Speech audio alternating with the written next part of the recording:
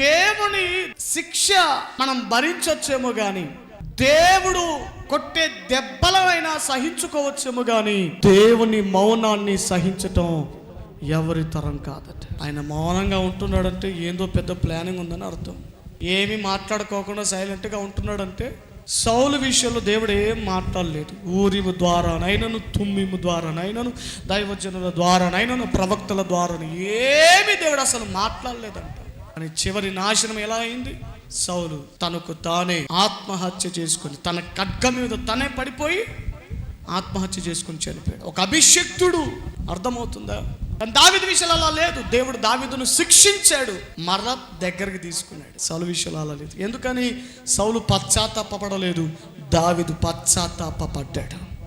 సౌలు పశ్చాత్తాప పడనందుకు కానీ ఏకంగా దేవుడే వదిలిపెట్టేసి, దేవుడే ఎడబాసేసాడు, దేవుడే వదిలిపెట్టాడు, దేవుడే దూరం అయిపోయాడు, దేవుడే మౌనమైపోయాడు సౌలు విషయం.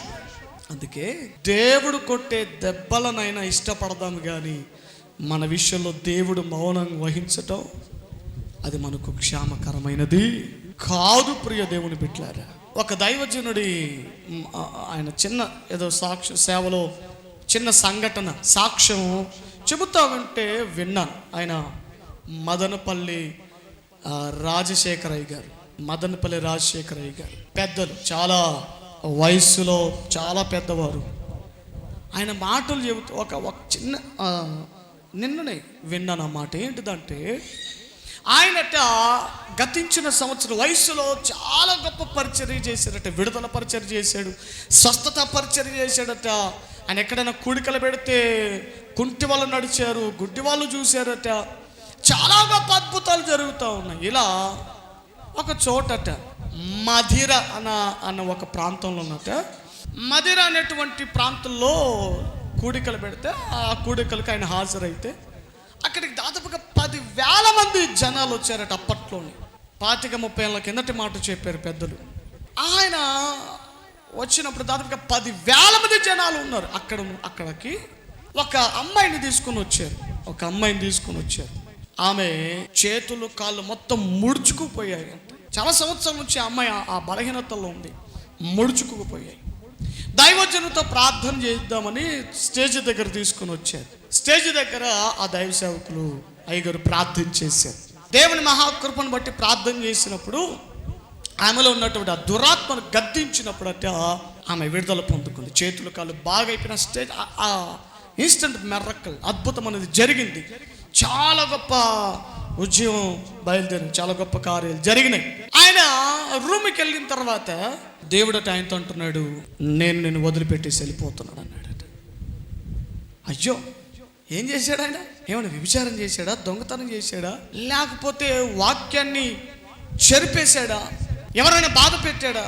దేవుడు అన్నాడు, నేను వదిలిపెట్టేసి నేను వెళ్ళిపోతున్నాడు అన్నాడు. అయ్యో ప్రభా నన్ను వదిలిపెట్టడానికి గల కారణం ఏంటిదన్నా? ఏంటిది ప్రభా అంటే దేవుడు చూపించాడు. ప్రార్థన చేసుకుంటుంటే ప్రభు మాట్లాడాడు. స్వస్థపరిచింది ఎవరు?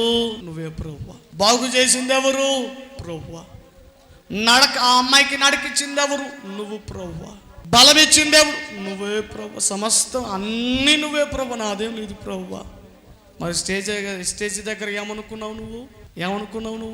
ఏమని ఫీల్ అయిపోయావు? నేను ప్రార్థన చేస్తే ఏమనుకున్నావు? నా అభిషేకమే వేరని అనుకున్నావు. నిన్ను వదిలిపెట్టి వెళ్ళిపోతున్నాడు ఒక మాట చెప్పేసి వెళ్ళిపోయాడట. అప్పటి నుంచి ఆ పాస్టర్ గారు అయ్యగారట 6 నెలల సమయం పట్టిందట ప్రభు దగ్గర ఉపవాసాలు ఉండి ప్రార్థన చేసి, ప్రభు ఇంకెప్పుడు అలా చేయను ప్రభు, ఇంకెప్పుడు ఇలాంటి పనికి పనులు చేయండి ఆయన, నా పేరు కోసమో నా ప్రఖ్యాతి కోసం ఇలాంటి పనులు ఇక చేయను ప్రభు అని మరలా ప్రభును పొందుకోవడానికి, సంపాదించుకోవడానికి 6 నెలల సమయం పట్టింది. మాటలు వింటున్నప్పుడు చాలా ఆశ్చర్యం కలిగింది. హల్లెలూయా, హల్లెలూయా. దేవుడు కొట్టే దెబ్బలనైనా సహించచ్చేమో కానీ దేవుని ఎడబాటును, దేవుని మౌనాన్ని మనము సహించటానికి సహించుకోలేము. దేవుడు మన విషయంలో మౌనంగా ఉంటున్నాడంటే వదిలిపెట్టేశాడని అర్థం. దేవుడు మనతో మాట్లాడే అనుభవం ఎలా ఉంటుందో తెలుసా? ఇలా మందిరానికి వచ్చినప్పుడు వాక్యం రీతిగా మనతో నేరుగా మాట్లాడతాడు. వాక్యం చదువుకునేటప్పుడు మాట్లాడుతూ ఉంటాడు. వివిధమైన సందర్భాల రీతిగా మాట్లాడుతూ ఉంటాడు. ఏ అనుభవంలో కూడా దేవుడు నీతో మాట్లాడట్లేదంటే అర్థం చేసుకో, దేవుడు నిన్ను వదిలిపెట్టేసి వెళ్ళిపోయాడు. దేవుడు నీ విషయంలో మౌనమైపోయాడు. దేవుని దెబ్బలనైనా సహించొచ్చేమో కానీ దేవుని మౌనాన్ని మనం సహించుకోలేం ప్రియులారా. ఏడవాలి దైవజనులు ఎంతోమంది ఏమంటే దేవుడు తమను ఎడబాసాడని తెలుసుకున్నప్పుడు గుండెలు బాదుకొని ఏడ్చి మరి మరలా యేసయ్యను సంపాదించుకున్నారు. వారికి ఆ కృప ఉంది కాబట్టి సంపాదించుకున్నారు. కృప లేని వారి పరిస్థితి ఏంటి?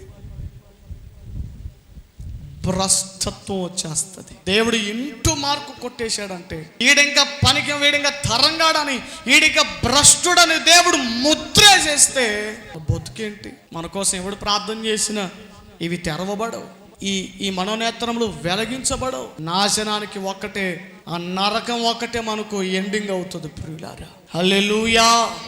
అందుకే దేవుడు గద్దిస్తున్నప్పుడు గద్దించబడాలి. దేవుడు మనస్సు మార్చుకోమని చెబుతున్నప్పుడు మనస్సు మార్చుకోవాలి, అలవాట్లు మార్చుకోవాలి, ఏమండి హృదయ స్థితిని మార్చుకోవాలి, బుద్ధిని మార్చాలి, అలవాటును మార్చాలి. దేవుడు ఎంత చెబుతున్నా నీవు వినట్లేదు, మారట్లేదంటే దేవుడు ఇంకా వదిలేస్తాడు ఒక రోజు. సరే బతుక్కో, నీ ఇష్టం, నీ ఇష్టానుసారంగా బతుకని దేవుడు నీ విషయంలో మౌనమైపోయి వదిలిపెట్టేస్తాడు.